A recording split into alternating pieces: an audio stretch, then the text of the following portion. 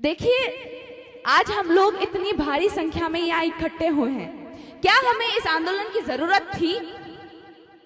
इस सवाल के पीछे बहुत सारे सवाल खड़े होते हैं, क्योंकि हमारे देश को आजाद हुए इतने वर्ष हो चुके हैं और इतने वर्षों में हम पहली बार यहाँ पे इतने इकट्ठे हुए हैं। क्यों?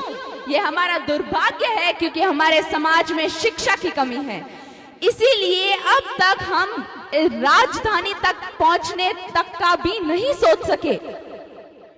इसीलिए मैं आप सभी लोगों से कहना चाहती हूं कि हम इस संघर्ष की लड़ाई को अगर मजबूती से लड़ना चाहते हैं तो सबसे पहले हमें एक मटकर योद्धा, मजबूत योद्धा को चुनना होगा, और हमें ऐसा योद्धा मिल चुका है जो है लाल सिंह जी। इस राजस्थान के पावन भूमि के लाल, श्रीमान लाल सिंह जी, जिन्होंने दिन रात मेहनत की आपके और आपके बच्चों के भविष्य के लिए।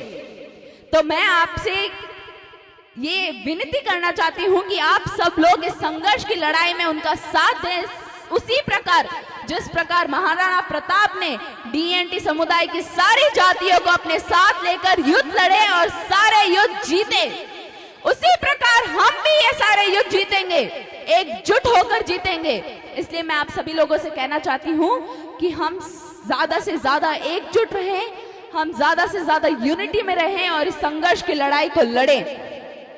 तो आप सब लोग हमारे भारत में जितने भी, जिस भी कोने में हमारे समाज के हित में कार्य हो रहा है, मैं आपसे निवेदन करना चाहती हूँ, ये आपका परम कर्तव्य बनता है कि आप वहां पे जाएं, वहां पे पार्टिसिपेट करें और अपने कर्तव्य को निभाएं, क्योंकि हमारा अस्तित्व, हमारा सम्मान और अधिकार का निर्णायक घड़ी है ये। अगर हमें हमारा अधिकार चाहिए तो हमें लड़ना होगा। इस संघर्ष की लड़ाई का हमें परिणाम तभी मिलेगा जब हम सब लोग एकजुट होकर इस लड़ाई को लड़ेंगे।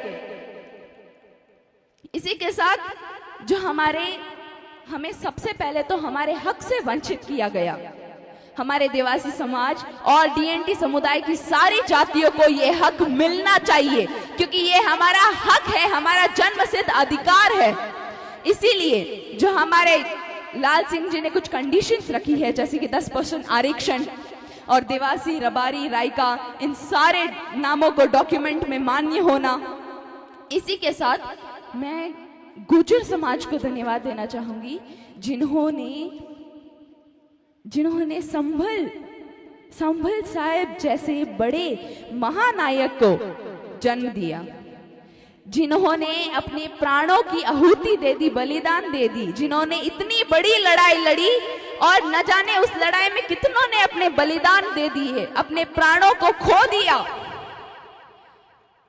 ताकि उनके अगली पीढ़ी अच्छे से ऐसा कोई श्रम ना देख सके। इसी के साथ मैं आप सभी लोगों से कहना चाहती हूं कि आप सब लोग अपने बच्चों को पूर्ण शिक्षित करें, क्योंकि जब तक हमारे पास पूर्ण शिक्षा नहीं होगी, चाहे वो लड़का हो या लड़की हो, कृपया करके उनको शिक्षा से वंचित ना करें जब तक हमारी शिक्षा नहीं होगी। अगर शिक्षा होगी तो आपके बच्चे आगे बढ़कर एक नई पोस्ट पे जाएंगे, जहां पे आपकी बात सुनी जाएगी, आपकी बात को मद्देनजर रखा जाएगा, ताकि वो लोग लॉयर, डॉक्टर, इंजीनियर आदि सब कुछ बन सके और हमें हमारे इस भविष्य में कभी ऐसा आंदोलन ना करना पड़े, ऐसी संघर्ष की लड़ाई ना करनी पड़े। इसलिए अपने बच्चों को शिक्षित कीजिए। And today we have gathered here, I would